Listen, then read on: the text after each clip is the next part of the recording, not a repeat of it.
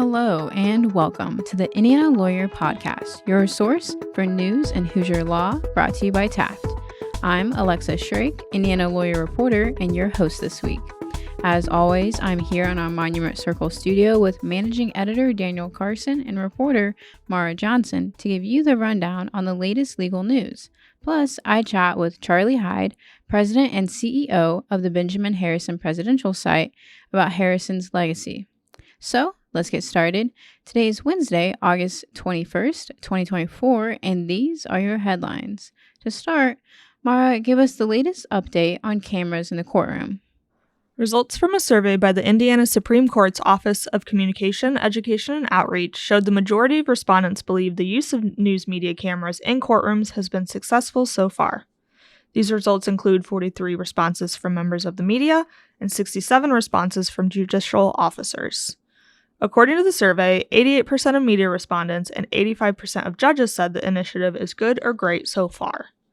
Court staff cited usual growing pains during the first year media cameras were allowed in trial courtrooms, pointing to an example where two jurors were briefly and unintentionally shown on a live television stream during pool coverage of a verdict. In response to the error, the media involved acknowledged their mistake and worked to make sure no unauthorized footage was used in their reporting. Judges, however, expressed concerns about managing unauthorized parties in the courtroom. One judge said they become distracted during presentation of evidence because they're making sure the media is following directions. Survey results also include suggestions on how to improve the cameras in the courtroom initiative, like creating a statewide online request system and being more consistent in approving requests. During the first year media cameras were allowed in trial courtrooms, 255 requests were made by the press, with 158 listed as granted and 59 denied. This is compared to the more than 1 million cases filed in Indiana trial courts each year. The Office of Communication, Education, and Outreach will use these survey results to inform them as they offer guidance and training for judges. Thanks, Maura. The National Conference of Bar Examiners announced the Indiana Supreme Court will begin using the NextGen Bar Exam in July 2028. Indiana is one of 23 jurisdictions to adopt the new exam, which determines whether a person can practice law. The new exam is being developed by the National Conference of Bar Examiners, which currently develops bar exam content for 54 out of 56 U.S. jurisdictions. Like other states, Indiana currently uses the Uniform Bar Exam, which will finish being administered in February 2028.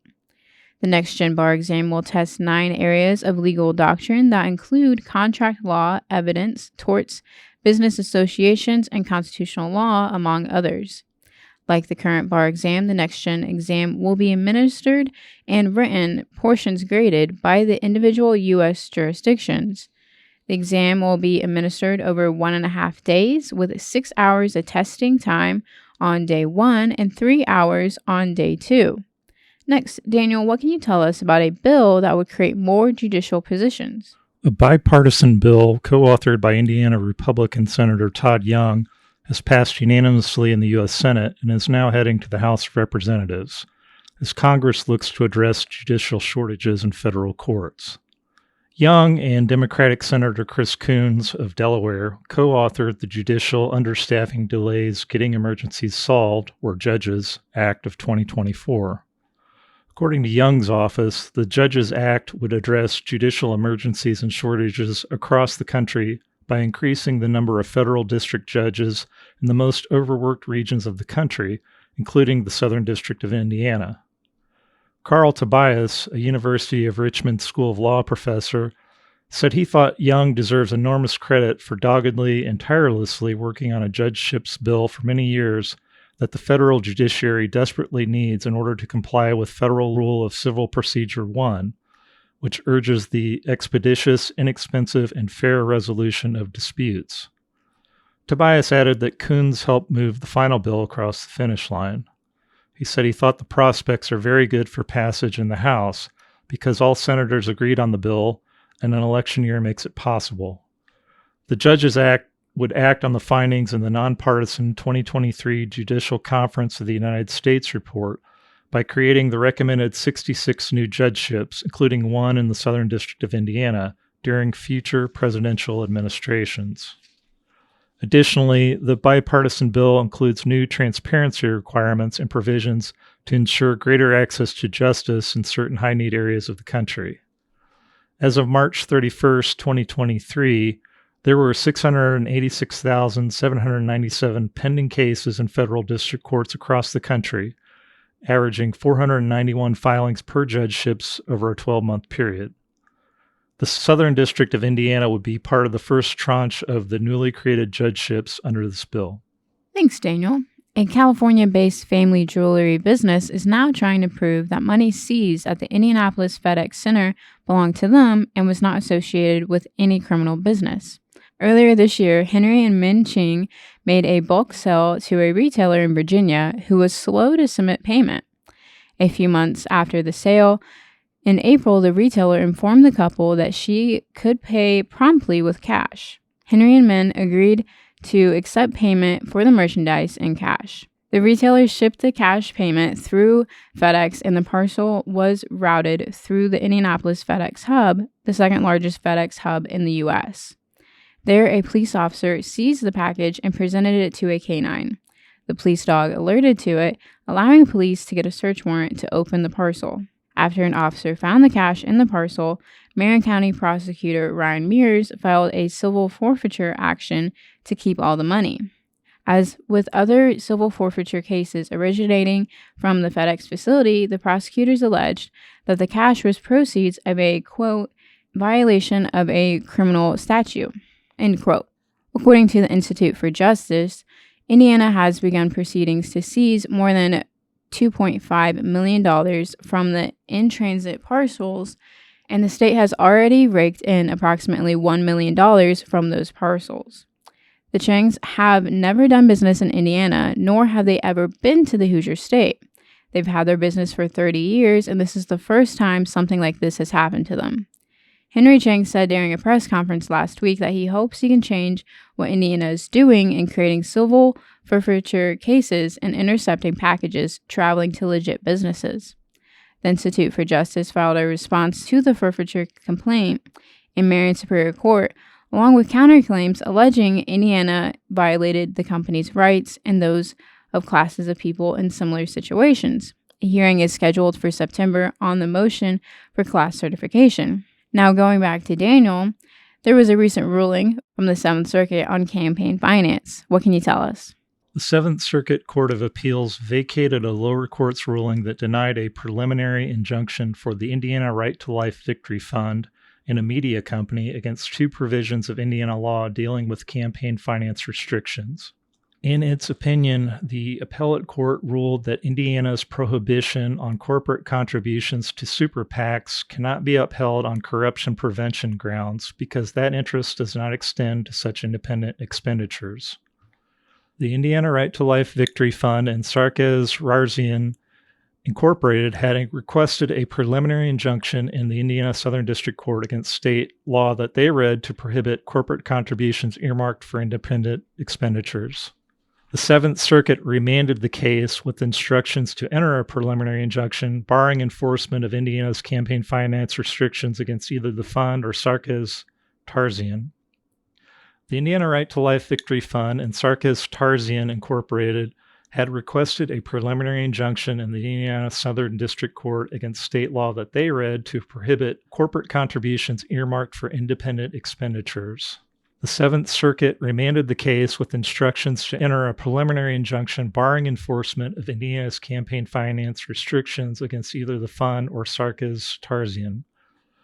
According to court records, Sarkis Tarzian Incorporated is an Indiana-based television and radio company that wanted to make a $10,000 donation to the Indiana Right to Life Victory Fund, a super PAC. Unlike ordinary political action committees, which accept contributions and then, in turn, give money directly to candidates, party committees or ballot initiative movements like super PACs spend the money themselves to advocate for or against a candidate, party, or initiative. The circuit court found that Sarkis Tarzian and the fund did have standing to seek an injunction. The court noted that the state had vowed not to enforce the unlawful campaign finance restrictions against the fund, adding that, quote, all an injunction would do is bind the defendants to that promise, end quote. Thanks, Daniel. Moving on to Maura, what can you tell us about a recent sentencing?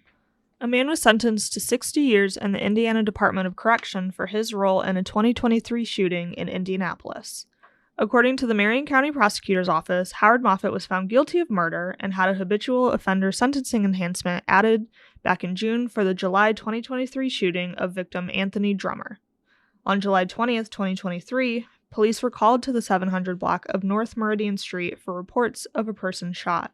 Upon arrival, officers found Drummer suffering from a gunshot wound to the head. He died at the scene. Moffitt reportedly told police he shot Drummer and that the weapon he used was in his backpack. A witness also came forward saying Moffitt admitted to them that he had shot the victim. Video footage near the scene placed Moffitt in the area after the shooting, and forensics testing confirmed the gun in Moffitt's backpack was used on Drummer. Thanks, Maura. The U.S. District Court for the Southern District of Indiana dismissed an ongoing lawsuit challenging a new law on higher education curriculum just days after Indiana's two top universities released a statement separating themselves from the Office of the Attorney General's arguments in the case.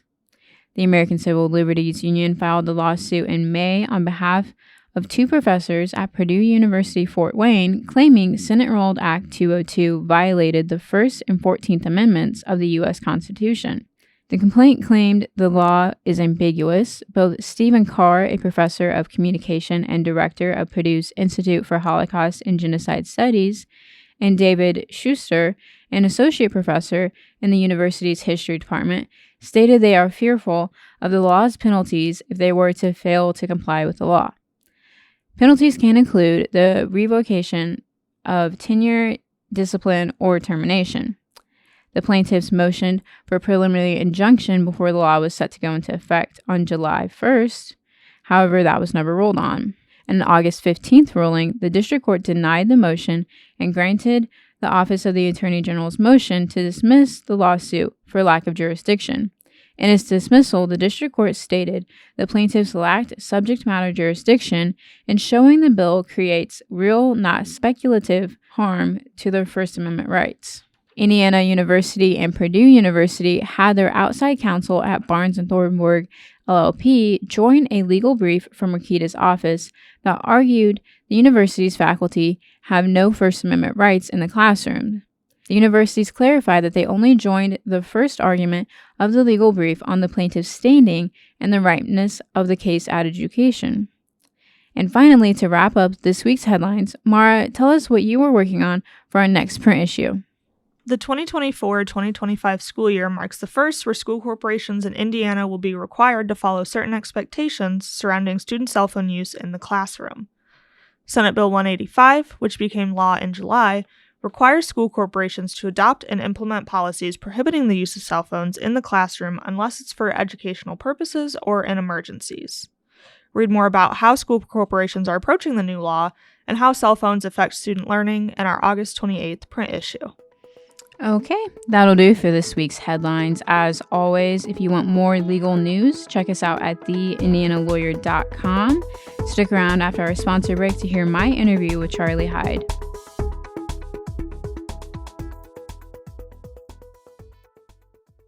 Taft, today's modern law firm. At Taft, we cultivate a highly respectful, transparent workplace that fosters creativity, teamwork, inclusion, and diversity. We couple our culture with a client-first approach, rewarding lawyers who understand their clients' goals and work to deliver success. Taft, the modern law firm.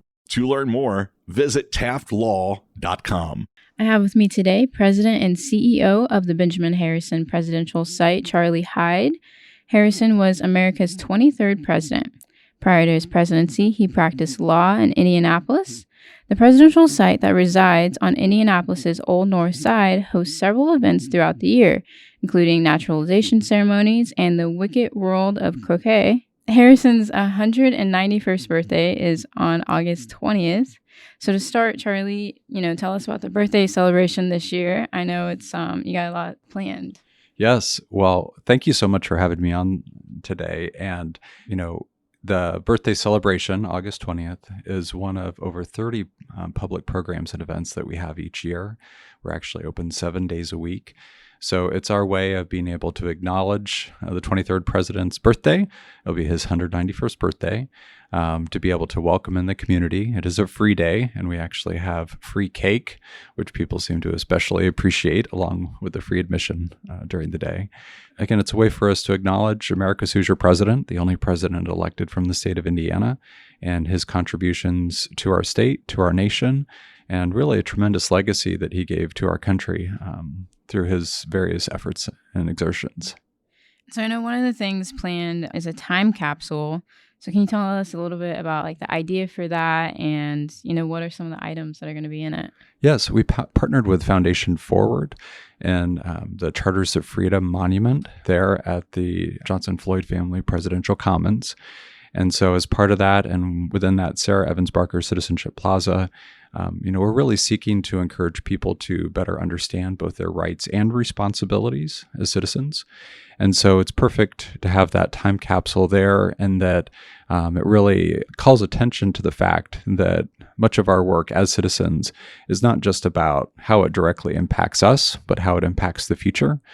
And so that time capsule will actually be opened in 2087 on the 300th anniversary of the Constitution. So we've been collecting throughout the summer notes and letters from our general visitors, from our future Presidents of America participants, from board members, from supporters, just really trying to make sure we're getting a great cross-section of the community, just sharing their thoughts for the future. And let me see if I'll do the math right, in 63 years, the future will have a chance to kind of unpack that and see what this moment in time was like. We'll have other mementos of the presidential site, copies of our Statesman magazine. Again, just really an interesting snapshot in time. Where is it going to be on the presidential site? So if you look at the founding documents there, it's actually a special spot that's carved out. They're actually built with a 500-year foundation. So we're also, there are special capsules for 2187 and 2287. So for future generations to add more items to the time capsules.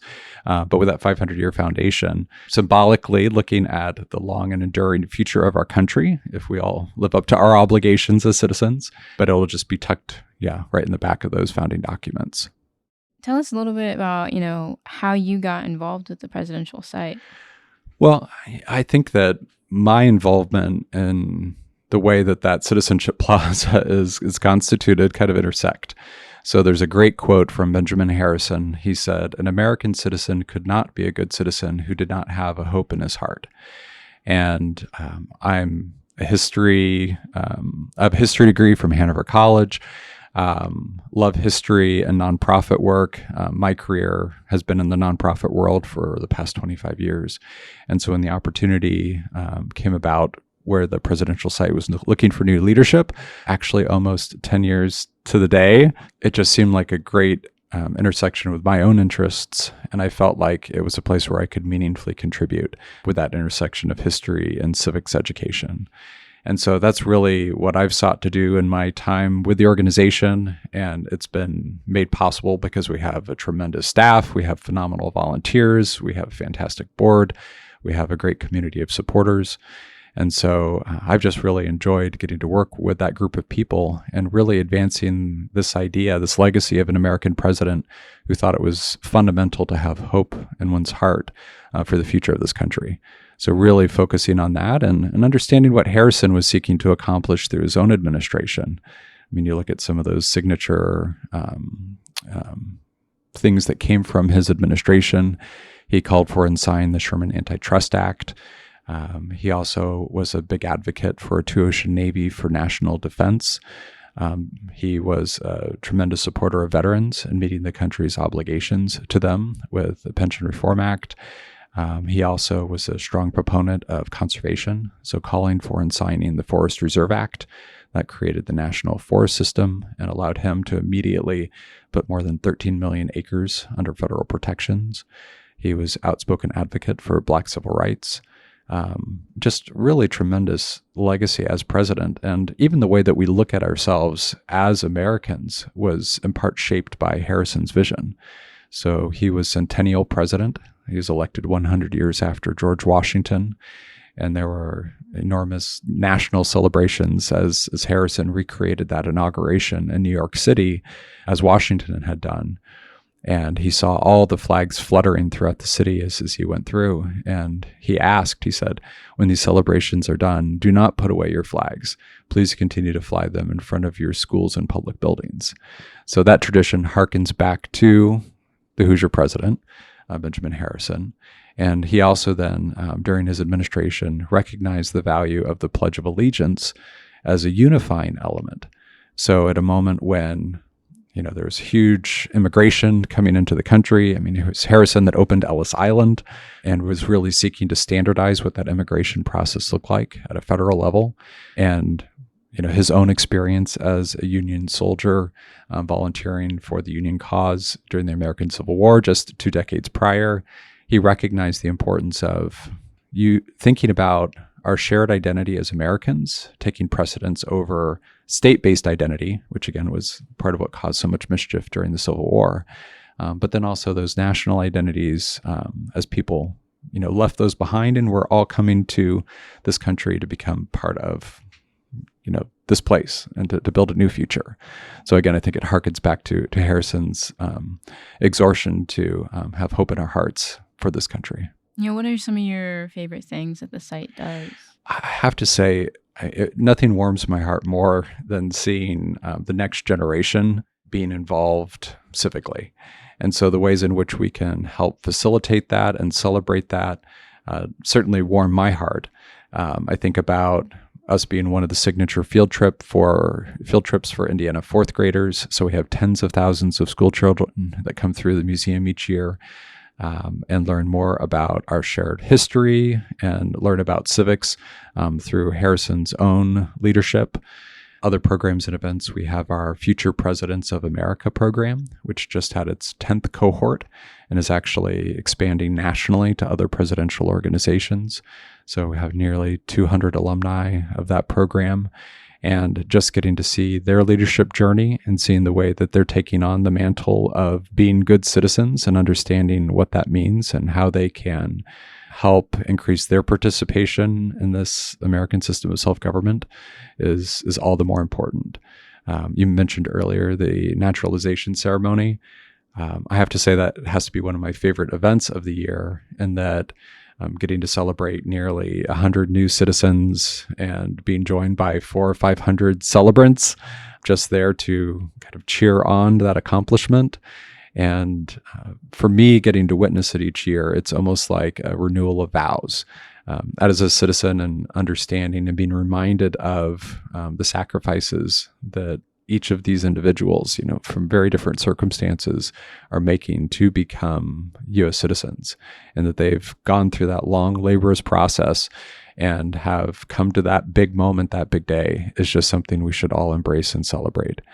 And so we've been excited to do so and to partner with the federal court in that capacity. We actually recently started something called the Book of History, giving the opportunity for those newly naturalized citizens to be recognized on our grounds in an outdoor stainless steel book. So to date, nearly 1,700 citizens have naturalized on our grounds. And again, it's just so meaningful for us as a presidential site to be able to serve in that capacity. I think much in the same way about our role as a voting center, partnering with the Marion County Election Board, and what it means for us as a museum, as a presidential site, really kind of an intersection in the community, just to be able to serve in that capacity, and the great resonance of being able to vote at the home of an American president is something that we recognize and appreciate and are just honored to help facilitate.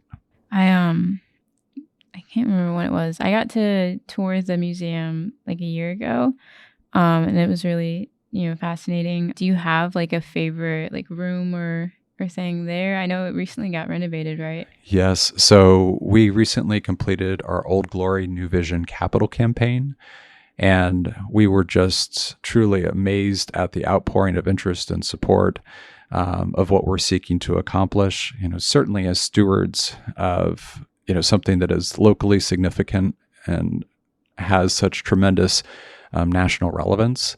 So, I mean, just kind of thinking of that duality, and I might even say, the local relevance, national significance of the home of an American president. As I mentioned earlier, the only president elected from the state of Indiana.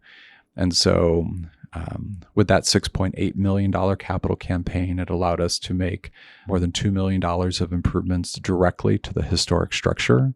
And again, that's just us making sure we're doing good work as stewards of that tremendous historical asset that we have.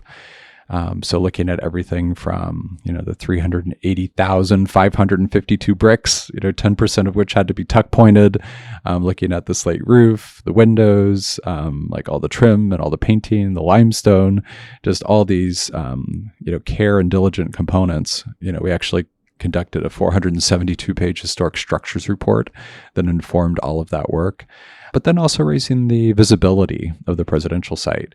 And I think it's why we've seen over the past 7 years or so that we've continued to increase in terms of our rating on TripAdvisor. So we're now in the top 5 of all attractions on TripAdvisor in Indianapolis. And on user reviews, we're actually ranked number 1 out of 332 things to do in Indianapolis. So it's a great testament to the investment that the community has made back in the Benjamin Harrison presidential site, because we don't receive any federal funding. We don't receive any direct tax-based support on an annual basis. It's a 501c3 nonprofit charity. And so all of our work is perpetuated by the investment of our fellow citizens. And so just recognizing the importance of that work and helping carry it forward. So to be able to increase the visibility of the presidential site as a resource and as an asset, to really embrace our 2.5 acres in the heart of downtown, and to do our part to help invest and uplift, that Old North Side neighborhood and surrounding neighborhoods has been really important to us. Is there anything new coming to the site this year or even next year that you're looking forward to? So we always have new and interesting things happening at the Benjamin Harrison presidential site. One of our newer initiatives is called Project POTUS, and it's actually a national initiative that engages middle school students in creating 1-minute videos about each of the 45 presidents across 46 administrations. And so when you think about that arc of American history, there have been over 500 million people who've called this country home since its founding. And of those 500 million, I think we're just over 12,000 have served in Congress, 116 who have been on the Supreme Court, but only 45 presidents across those 46 administrations who've actually served as chief executive of this country. So 45 out of 500 million people. There's some reason why those 45 individuals were called to the highest office in the land.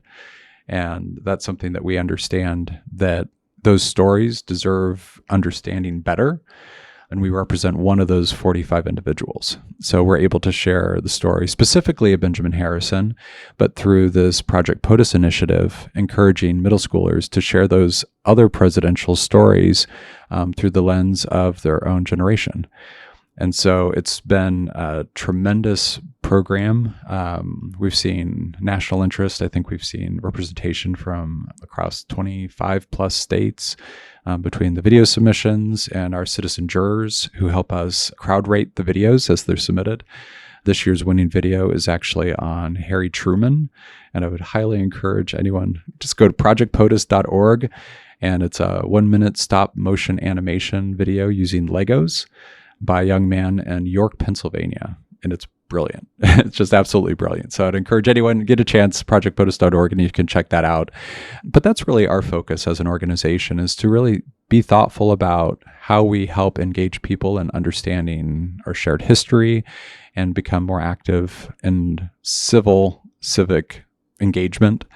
Whether you're coming to do your duty as a citizen and voting, whether you're helping cheer on new citizens at naturalization ceremony, whether you're participating in one of our public programs and events throughout the year, coming in just trying to understand the story of a prominent citizen from Indiana.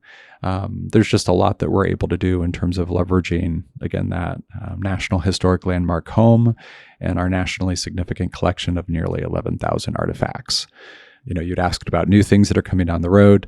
We haven't made an official announcement on this yet, but in December, we should be releasing a new book on the Benjamin Harrison presidential site and on the legacy of the 23rd president. We're partnering with DK Eyewitness Books. And so it's a 72-page glimpse then into the historic structure, into the Harrison story, that legacy. And I've seen the proofs, and they are phenomenal. So I would strongly encourage everyone to keep an eye out for that book when it releases in December. Yeah, that's really exciting. Summer is almost over, and I believe that means that the miniature Benjamin Harrison house that's in the State House will be moved soon. Do you know where its next location will be? Yes, so it is currently in the State House, and we've really appreciated their partnership and being able to have it there in the Rotunda. We're excited. On September 5th, it's actually going to be moving to the Indianapolis airport. So it'll be there through the end of the year. And this big miniature, or as it's been humorously called, a bigature, is really just a phenomenal recreation of the house itself. We're actually in the midst of our 150th anniversary celebrations. So construction commenced on the Harrison's residence in 1874 and was completed in 1875. So this year and next, we'll be doing a lot to celebrate that. And so this phenomenal bigature made by Greenwood artist Jimmy Landers is just a really tremendous representation of the house itself. It's actually made out of 48,000 miniature bricks. It has a real slate roof. It's just a beautiful encapsulation of that historic structure that is iconic for Indiana. It's the most famous of all front porches, with Benjamin Harrison actually conducting his presidential campaign from Indianapolis and bringing Indiana to a level of national attention in a way that it had never experienced before. So just thinking about that as kind of our ambassador as it moves about prominent sites across Indiana. So we're excited to have that out there in the world, and just, coinciding along with a lot of other exciting things we have going on this fall. That's awesome. That would be really neat to have it there at the airport. All right. Well, I think that'll do for this week's interview. Charlie, thank you again for joining me today. And to our listeners, head over to the indianalawyer.com to hear our past interviews. You can also find us on your favorite podcast apps. Wait, sorry. Well, I was just going to say, one more thing to kind of keep on the radar for this fall. We do try to bring in national speakers to the presidential site. And so we always have really compelling individuals sharing national perspective, whether it's Paula Kerger, the CEO of PBS, or Ron Chernow, the author of Hamilton and several other famous books. But we'll actually have this November, Michael Smerconish, there we are, the national commentator, CNN, and the SiriusXM program. So find out more information. You can always go to presidentbenjaminharrison.org to learn more about that and other upcoming programs. But I really appreciate your time today and letting us share a little bit more about the Benjamin Harrison presidential site. Absolutely. I really enjoy the presidential site anytime I go.